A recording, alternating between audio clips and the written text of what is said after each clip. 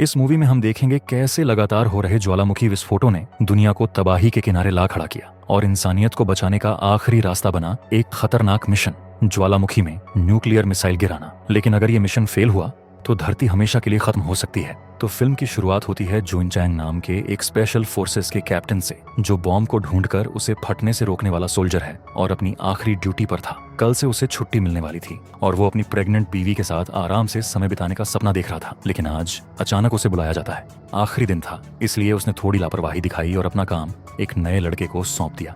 घर जाते समय वो डॉक्टर से बच्चे का जेंडर पूछता है, लेकिन डॉक्टर मना कर देता है और कहता है कि इसे जाने के लिए प्रेगनेंसी के 12 हफ्ते पूरे होने तक इंतजार करना होगा। घर जाते वक्त जो इन चंग को एक चौंकाने वाली खबर दिखती है। नॉर्थ कोरिया न्यूक्लियर हथियार छोड़ने के लिए राजी हो गया था और अमेरिका के साथ मिलकर काम करने को तैयार है। जैसे ही रिपोर्टर ये अपडेट देता है, एक जबरदस्त भूकंप पूरा नॉर्थ कोरिया को हिला देता है और उनकी सरकार की बिल्डिंग गिर जाती है। कुछ देर बाद साउथ कोरिया के मोबाइल फोनों पर इमरजेंसी अलर्ट आने लगते हैं। सरकार लोगों से कहती है कि वे घर के अंदर रहें और आगे की जानकारी का इंतजार करें। जो इन चैंग डर जाता है और अपनी पत्नी तक पहुंचने के लिए भागता है, लेकिन सोल शहर में जमीन हिल रही थी, इमारतें गिर रहे थे, अफरा तफरी मच गई थी और बीच रास्ते में उसका एक्सीडेंट हो जाता है। लेकिन वो हार नहीं मानता। आखिरकार भूकंप के झटके रुकते हैं और मीडिया बताते हैं कि माउंट पेक्टू नाम के ज्वालामुखी में विस्फोट हुआ है, जो चाइना और नॉर्थ कोरिया की बॉर्डर पर है। पूरे कोरियन क्षेत्र में तबाही मच जाती है। चाइना बॉर्डर्स पर सोल्जर्स तैनात कर देता है। इसी बीच अमेरिका अपने लोगों को कोरियाई क्षेत्र से तुरंत निकालने का ऐलान करता है। साथ ही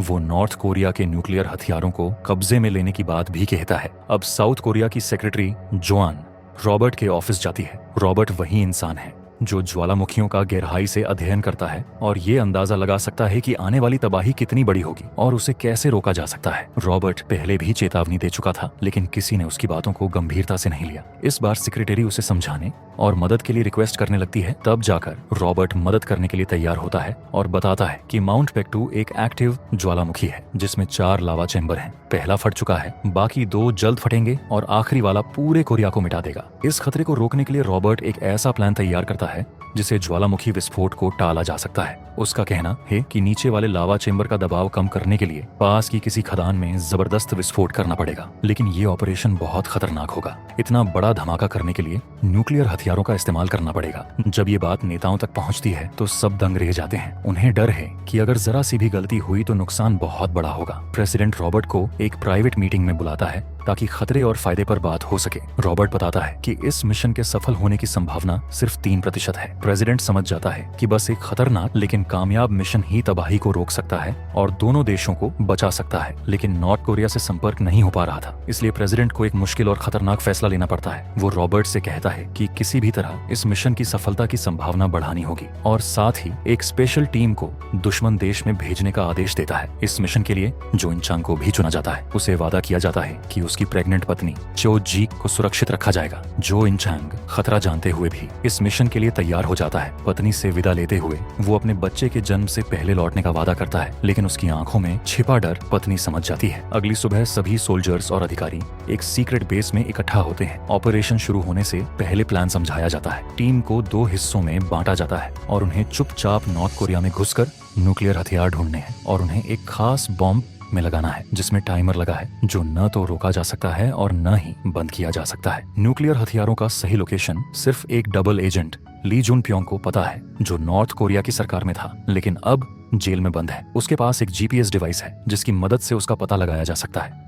अगर टीम ली जुन को छुड़ा लेती है तो वो उन्हें जगह की जानकारी देगा। फिर टीम बॉम्ब लेकर सही खदान तक पहुंचकर धमाका कर सकेगी। टीम के पास सिर्फ 75 घंटे हैं। रात होते ही दोनों यूनिट एयरपोर्ट की ओर निकलती है। जो इन चांग सैपर यूनिट को लेकर एक प्लेन में जाते हैं, जबकि दुश्मन का इलाका साफ करने वाली स्पेशल फोर्स दूसरी प्लेन से रवाना होती है। सैपर यूनिट को लड़ाई नहीं करनी, इसलिए उनके पास सिर्फ रबर बुलेट्स होती हैं। लेकिन तभी मुसीबत आ जाती है। स्पेशल फोर्सेस का प्लेन हवा में ही खराब हो जाता है। ज्वालामुखी की राख इंजन में चली जाती है और प्लेन गिरकर क्रैश हो जाता है। जो इन चेंग की टीम किसी तरह लावा से जले वीरान इलाके में इमरजेंसी लैंडिंग करती है। जमीन पर उतरते ही जो इन चेंग को समझ आता है कि अब स्पेशल टीम खत्म हो चुकी है और अब वही है जो इस मिशन को पूरा कर सकता है और लाखों जानें बचा सकता है। आगे बढ़ने से पहले टीम को उस क्रैश साइट पर पहुंचना होता है जहां एक ब्लैक केस गिरा था। इस केस में एक नक्शा होता है जिसमें माइन की लोकेशन दी गई थी। रास्ता खतरों से भरा होता है, लेकिन जो इन चैंग अपनी जान जोखिम में डालकर वो केस हासिल कर लेता है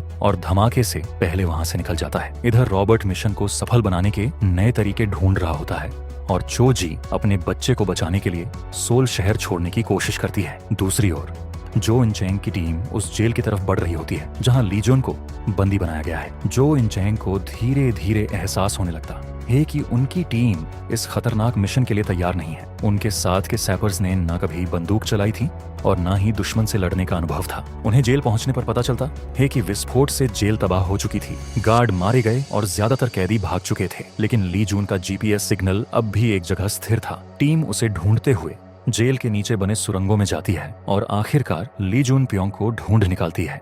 ली जून टीम को कमजोर और डरपोक समझकर उनका मजाक उड़ाता है। वो बिना डरे बंदूक की नली की तरफ देखता है और बोलता है, मुझे सिर्फ 10 मिनट दो नहाने और खुद को तैयार करने के लिए। लेकिन असल में वो 10 मिनट में टीम की सारी जानकारी चुरा लेता है। वो जो इंचेंग का वॉलेट चुराकर जान जाता है कि वो पिता बने वाला है और उसे एक नक्शा मिलता है जिसमें खदान जाने का रास्ता होता है। खदान की जगह याद कर लेने के बाद ली जून नक्शा निकल जाता है ताकि वो जिंदा और जरूरी बना रहे। साथ ही अपने सिर में लगी जीपीएस डिवाइस को भी निकाल लेता है। कुछ देर बाद जब टीम अगले प्लान के लिए कमांड से संपर्क करती है, ली जून मौका देखकर हथकड़ी तोड़ता है और भाग निकलता है। अब टीम को अपना रूट बदलकर ली जॉन के पीछे भागना पड़ता है क्योंकि वही उन्हें न्यूक्लियर हथियारों की लोकेशन तक ले जा सकता था। इसी दौरान ली जून अपने घर लौटता है ताकि वो वहां नक्शा हासिल कर सके जो उसे न्यूक्लियर हथियारों तक पहुंचने में मदद करेगा। वहां उसकी मुलाकात उसकी पत्नी से होती है जो नशे की लत में डूबी हुई थी। वो कबूल करती है कि उसने उसे धोखा दिया और उनकी बेटी को अनाथालय में छोड़ दिया, लेकिन इस धोखे के बावजूद ली जून उसे मार नहीं पाता। तभी टीम को गोली चलने की आवाज सुनाई देती है। वे तुरंत वहां पहुंचते हैं और ली जून को पकड़ लेते हैं। कुछ घंटों बाद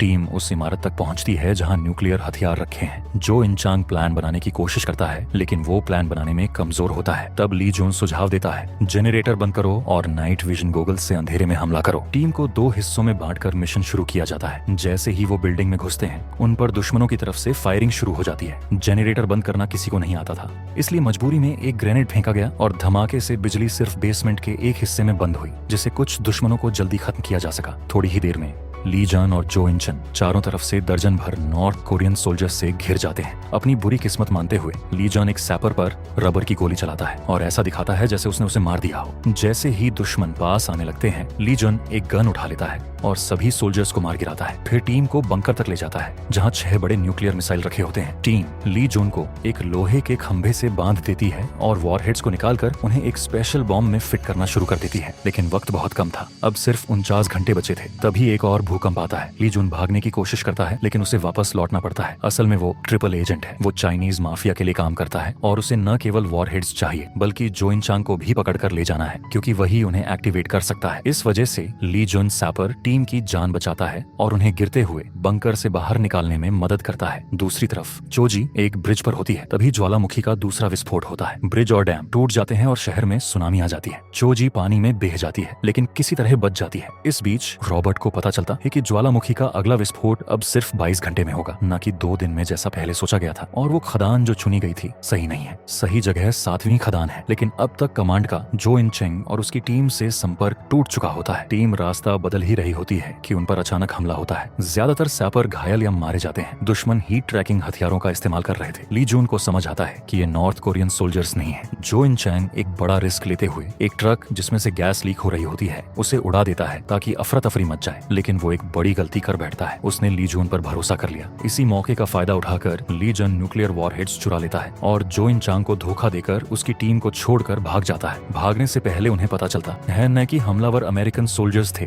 वही साथी जिन पर उन्हें सबसे ज्यादा भरोसा था। इसी बीच अमेरिका सोल्जर्स सीक्रेट बेस पर हमला करती है और ऑपरेशन को तुरंत बंद करने का आदेश दे देती है। वॉशिंगटन से भारी दबाव पड़ने से साउथ कोरिया के प्रेसिडेंट को पीछे हटना पड़ता है, चाहे लाखों जाने खतरे में ही क्यों ना हो। ली जून और जो इन चेंग को ढूंढने का आदेश दिया जाता है, साथ ही चोरी हुए न्यूक्लियर वॉरहेड्स को वापस लाने का भी। कुछ समय बाद ली जॉन चाइना माफिया के बॉस को फोन करता है और मीटिंग तय करता है उसी शहर में जहाँ उसकी बेटी रहती है। लेकिन तभी जो इन चंग मौके का फायदा उठाकर हथकड़ियों से आजाद हो जाता है। दोनों के बीच जबरदस्त लड़ाई होती है। है जो एक भयानक कार एक्सीडेंट में खत्म होती है। अब मजबूरी में दोनों को साथ मिलकर आगे बढ़ना पड़ता है। रात में उन्हें एक पुराना सुनसान सुपरमार्केट मिलता है। थोड़ी बहुत बची हुई खाने पीने की चीजें वहाँ मिल जाती हैं। दोनों को एक दूसरे पर भरोसा नहीं है, लेकिन उनके पास अब कोई और चारा भी नहीं। तभी अचानक अमेरिका सोल्जर्स की एक टीम सुपरमार्केट को घेर लेती है। वे दोनों को खत्म करने ही वाले होते हैं कि तभी दो बचे हुए सैपर साथी एक बस लेकर दीवार तोड़ते हुए अंदर आते हैं और दुश्मनों पर गोलियां बरसाते हैं। ये हमला जो और ली को भागने का मौका देता है। चारों किसी तरह पीछा कर रहे दुश्मनों से लड़ते हुए एक ब्रिज तक पहुंचते हैं, लेकिन तभी तीसरा ज्वालामुखी विस्फोट होता है जिससे ब्रिज टूट जाता है। इस बीच अमेरिकन मिशन बंद करवा देता है और रॉबर्ट हार मानकर अमेरिका लौटने का फैसला करता है। बस में उसे जो इंचांग की प्रेग्नेंट पत्नी दिखती है। एयरपोर्ट पर वो उसे नजरअंदाज करने की कोशिश करता है, लेकिन तभी तीसरा ज्वालामुखी फटता है और हर तरफ अफरा तफरी मच जाती है। भीड़ और सोल्जर चोजी को धक्का देते हैं, जिसे देखकर रॉबर्ट चुप नहीं रह पाता। जब रॉबर्ट को पता चलता है कि एओजी को देश छोड़ने से रोका जा रहा है और उसे शायद मौत की सजा का सामना करना पड़ेगा, तब वो आखिरी कोशिश करने का फैसला करता है। वो सेक्रेटरी जॉन से कहता है कि वो ऑफिस में घुसकर जरूरी डेटा चुरा ले।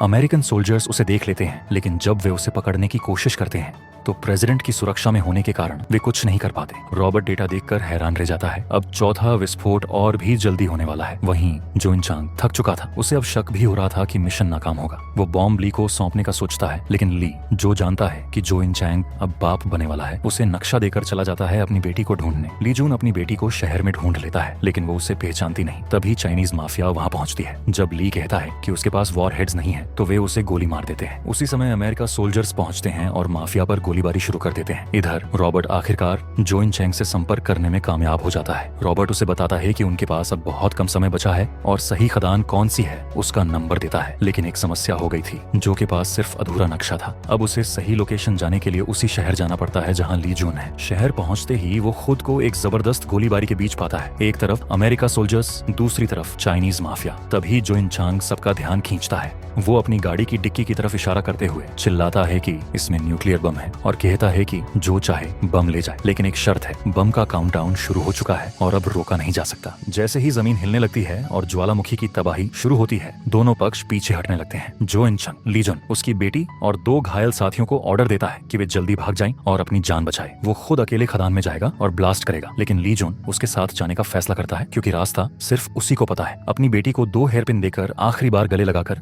ली उसे विदा लेता है। फिर दोनों बॉम्ब को लेकर ज्वालामुखी की ओर बढ़ते हैं। रास्ते में जो इंचैंग अपनी पत्नी को आखिरी बार कॉल करता है और उसे विदा लेता है। दोनों रात, आग और गिरते पत्थरों के बीच से गुजरते हुए आखिरकार खदान तक पहुंच जाते हैं। एक ट्रॉली में बॉम्ब को रखकर लिफ्ट तक लाया जाता है, लेकिन अचानक जमीन हिलने लगती है और उसे बिजली चली जाती है, जिससे लिफ्ट बंद हो जाती है। अब जो इंचांग खुद को तैयार करता है केबल काटकर लिफ्ट को नीचे भेजने के लिए। हालांकि उसे पता है कि उसके लिए वापस आना अब नामुमकिन होगा। तभी ली, जो पहले से पेट में गोली लगने से बुरी तरह घायल था, एक बड़ा फैसला लेता है। वो कहता है कि उसने अपनी बेटी को बहुत पहले अलविदा कह दिया था। आज वो देश या मिशन के लिए नहीं, बल्कि इंसानियत और अपनी बेटी के भविष्य के लिए जान दे रहा है, और कहता है कि उसके बच्चे का अच्छा पिता बने और उसकी बेटी का ख्याल रखे। अपने दुश्मन से दोस्त बने जो इंचैंग को अलविदा कहकर ली जून केबल काटकर गहराई में नीचे उतर जाता है। फिर बॉम्ब को सही जगह तक लेकर जाता है। धमाके से पहले वो कुछ कैंडीज खाता है, जो उसकी आखिरी छोटी सी खुशी होती है। इसके बाद जोरदार धमाके में सब कुछ तबाह हो जाता है। जो इंचांग किसी तरह गाड़ी तक पहुंचता है और उसे चलाकर ब्लास्ट से बचते हुए सुरक्षित दूरी पर निकल जाता है। उधर चीचोजी को समय से पहले लेबर पेन होता है। जॉन और रॉबर्ट उसे हॉस्पिटल ले जाते हैं। बिल्डिंग्स उस हिलने लगती हैं। फिर भी उस अफरा तफरी के बीच भी वो एक स्वस्थ बच्चे को जन्म देने में कामयाब हो जाती है। 1 साल बाद रॉबर्ट अमेरिका से वापस आता है। सेक्रेटरी जोआन उसे एयरपोर्ट पर मिलती है और खुश होता है कि अब वे फिर से साथ काम कर सकते हैं। अब जो इंचंग, चोजी, उनके बेटे और ली जून की बेटी के साथ एक खुशहाल परिवार बन चुके हैं, जहां जंग की राख से